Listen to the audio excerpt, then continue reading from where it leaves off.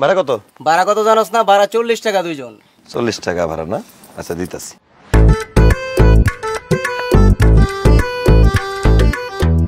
ভাইয়া আরে ভাবি আপনি? ভাড়া কত বলেন? 40? না না না ভাবি আপনি ভাড়া লাগবে না। কি কইতাছেন ভাই? লয়া না না না ভাড়া লাগবে না, আমি আপনার দোকানে চা খাইতে যাবো।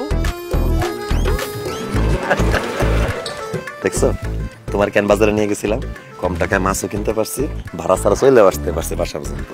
আসলে ঘরে সুন্দরী বউ থাকলেই হয় না, তারে মাঝে মাঝে কামড়ার মাঝে লাগে।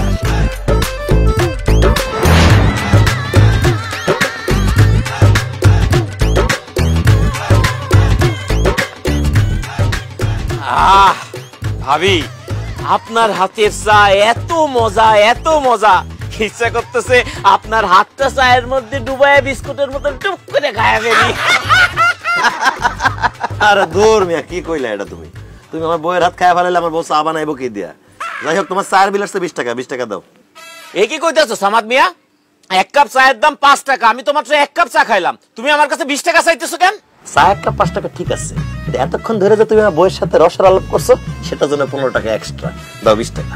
হাই হাই কও কি? এখন তোমার বউয়ের লাগে কথা কইলেও টাকা দেয়া লাগবো? অবশ্যই টাকা দেওয়া লাগবো, আমার বউ, তুমি কেন ফা বসে কথা বলবা? দাও 20 টাকা দাও। সামাদ রে